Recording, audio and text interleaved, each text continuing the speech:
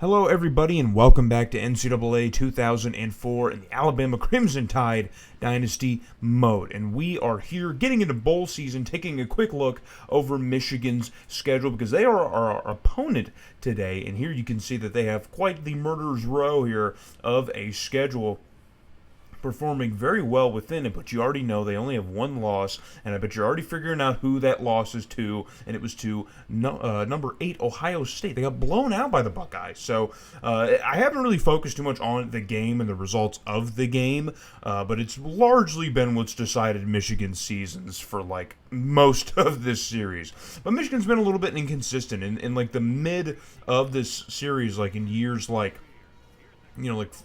4 through like, I don't know, 8. Like they were kind of off a little bit. They weren't ranked a couple of those seasons. But in the last, probably handful of years, they've really kind of come back together as the Michigan that at least their fans probably know. So they won the Big Ten in year number 8, and they've won, 11 or so games, 2 of the last, 4 seasons on top of that. So, and we also have a pretty extensive history with the Wolverines because, as you know, as I mentioned in the last video, our very first bowl game in year number 1 was against Michigan in the Capital One Bowl in this very same venue.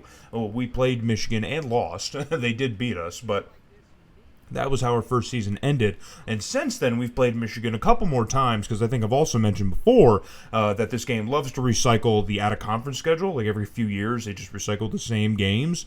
So it's given me Michigan a few times just because Michigan's good and I like playing Big Ten teams. I typically keep them. So we've played Michigan a few times, actually, throughout the entire course of this series. But this is a good Michigan team we're up against now, guys. So, and if we win this, I believe this will be our first Capital One Bowl victory. I think it might be. We might have come back here again since year number 1. I can't entirely remember. I might see if I could flip through and see it real quick while the game is going on, but I think this might still end up being our first Capital One Bowl victory if we manage to win it. And yeah, it is. We've only played in the big New Year's bowls every game since year number 1. So it'd be cool if we could get a Capital One Bowl victory because this is a big tie-in with the SEC. So we don't get a ton of opportunities being so highly ranked in the SEC every single year, but we have an opportunity to right our wrongs from year number 1, which it give us a bit of closure as we wind down this series down to the last few seasons of it that we have, which it is coming. It is upon us. But we're going to focus now on our offensive drive here as Dre Gates is doing everything in his power, hopefully to not turn the football over,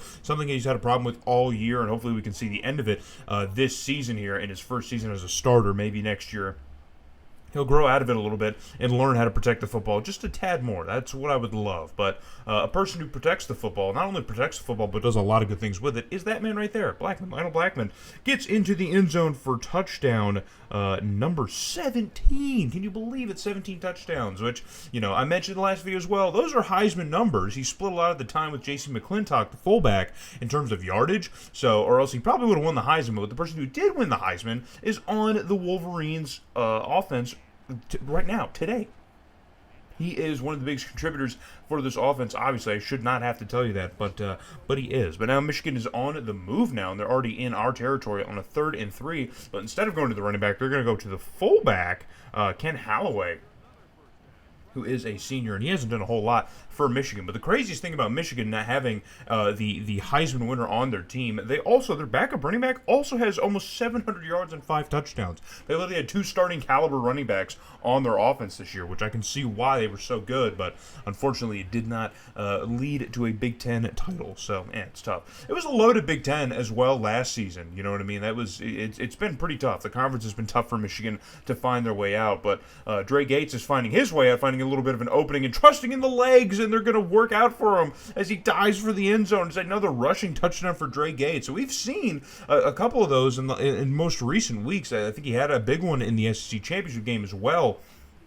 I think on the year he's got a handful. I think that's the number. I remember looking at it, I think, for a certain video. I can't remember, but I believe he's got a handful now. This might be his 5th rushing touchdown on the season. We might look at it in the offseason video. That might be what I'm recalling, but yeah, I think he's got like a handful of rushing touchdowns. So he's been doing it. He's certainly been doing it this season. That's for sure. So another crazy thing about Michigan as we see Zach Young, the freshman, making a reception here. A crazy thing about Michigan, they are a rebuilt team in air quotes. Like, they have a lot of young guys. Their quarterback is a sophomore, and a lot of their receivers are also, like, freshmen, but they've all performed fairly well. Like, fairly well. So, they've gotten a lot, man, out of their young guys. So, we're really the only other team in college football that I feel like is doing that right now. So, big ups to Michigan as Rodney Carson absolutely lays a lays a dot to Eugene Tillman, one of the only non-freshmen in this receiving corps. He's a junior.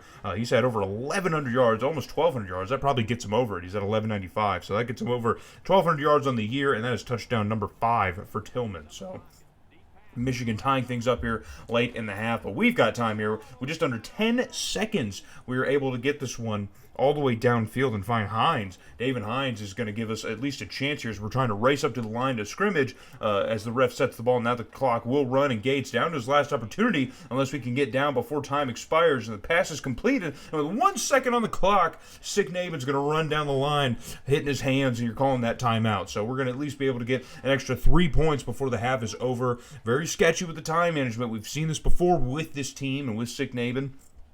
But it works out in our favor this time. We managed to get 3 points off of Dave Dennis's leg. So 17-14 is your score after one half of play here. Playing a dangerous game. Playing a close game with a very good Michigan team. So we shouldn't be shocked. These results are exactly on par probably with what was projected. So, and Dre Gates, it wouldn't be a Dre Gates game without an interception. But thankfully it's not going to be a pick six. As I think it's Blackman. I don't know who tracked him down. But someone from coast to coast tracked him down and prevented the pick six, but still it's another bad turnover for Dre Gates. Just not a good look here. We'll get another look at it here. It was a clean pocket, plenty of time to throw here, make a solid decision. Just Dre Gates cannot seem to make good decisions. That's interception number 17 for Dre Gates. So, yeah, 17 picks, which I'm going to look for the offseason video. I believe that is the most we've had at a quarterback. I think that's the most we've had. I don't think we've had a quarterback reach 17 interceptions, which the game is not over. He could throw more, which, if the trends are to be believed, he will throw more. So, if we were to believe anything about these trends for Dre Gates, he will throw more interceptions. He might get to 20 by the time this game is over. Who knows? But we get a stop on Michigan now on a 4th and 5. It's a long field goal kick, and they're going to go for it, and it is not good, man. So maybe he probably would have been smarter to at least try and go for it. It's only 5 yards to the line to gain. Yeah, it probably would have been a little bit smarter for Michigan to just kind of risk it there. But, hey, in a close game, I can't hate them for playing a little bit conservative. It just does not work out for Michigan special teams. So, but this play is working out huge for us here. Is redirecting here. It's Darius Van who just redirects. I mean, he was dead to rights, man. There were 2 guys on him, and I have no idea how the tackle was not made. We're going to get another look at it, I hope. Yeah, we're going to get another look at it. And I have zero idea how this managed to turn into a touchdown. Look at this. 2 guys, and there's 2 more. There's 4 guys who were in this area that could have easily made this play. But somehow, Darius Van turns it into a huge touchdown. So there we go. 10-point lead over Michigan now. But the Wolverines are across midfield, or right at about midfield. And Carson laying this one out here. And that pass is going to be completed downfield just inside the 10-yard line. And again, it's Eugene Tillman, the junior, really just kind of punishing us here in the secondary. Even though Michigan's offense has been incredibly potent, and we haven't seen a ton from their Heisman-winning running back, Alfred Gandy, but, they are still finding ways to at least remain productive here. The game is still manageable for them, especially now with goal to go here late in the 4th quarter. If they can score here, they can make things a little bit interesting, and they are going to score as Zach Young has to come out of the end zone or come back to make that catch, but he has enough room to get back across the goal line, and that's going to be another touchdown for Michigan. So now a 3-point game here, and there's plenty of time left in the game for Michigan to get the ball back. Gates under pressure here, and okay, all right, Dre. Okay, Dre. Dre with another just all-timer of a terrible pass. Just an awfully terrible pass. I believe it's the same person. Reeves, I think, had the interception earlier. Yeah, I think it's the same person. So, Michigan with a golden goose opportunity here. Deep in our own end here, but already it's 3rd and 11, and that pass is going to get broken up by Joshua Bowen, baby. Top defensive player here. I'm going to call him that at least. Probably the captain. He's at least got to be the captain. That's going to force a 4th and 11, and Michigan has a chance here to tie the game. The kick is up. One was missed earlier, and he misses it again. There's no way. He misses it again. And now with a minute and change, that's essentially going to be it for Michigan. as they are going to lose this game off of a bad kick, man, a bad kicking performance from their special teams kicker, man, from their kicker. Just 2 missed field goals, and that easily is the win for Michigan. But, yeah, with the minute and change that was left over, we're able to kill the clock here. Michigan couldn't do much with any timeouts if they had any, and we are going to walk out of here with a Capital One Bowl victory, man. We finally grabbed one. We finally got one. Glad to grab one. You know what I mean? Every conference has that kind of bowl game that, you know, the not lesser, but you know what I mean, the team on the outside ends up going to. You know, like I think in the Big Ten it's the Citrus Bowl, or it might actually be in the SEC too. That's another SEC Big Ten tie-in. Am I correct? Or is that SEC, ACC? I can't remember. But the Capital One Bowl is one of those bowl games for the SEC, and we got to win one. We at least got to get one. We got to get one in the trophy case. I mean, come on. We got to get one. So we finally have one here, and we did it against the team that took it from us in our very first opportunity to get one all those years ago. That was over a decade ago in the series. Can you believe that? Over a decade ago. Sick Naban still here winning bowl games. So big shout out to Michigan. This is a good Michigan team, man. It was a really, really good Michigan team. I'm surprised that we managed to win this game, especially with Dre Gates doing everything in his power to throw as many turnovers as possible. Ends the year with 18 interceptions to 31 touchdowns. So not great, not amazing. I'm not going to start with a quarterback drama in terms of like starting, but we do have a good quarterback room. It's possible. We'll see how Dre Gates develops in the offseason, but yeah, we got to figure out the turnover problem. Got to figure that out. So, but there is our Capital One Bowl trophy. It's so nice to look at. Look at there. Look at the little boy. Look at there.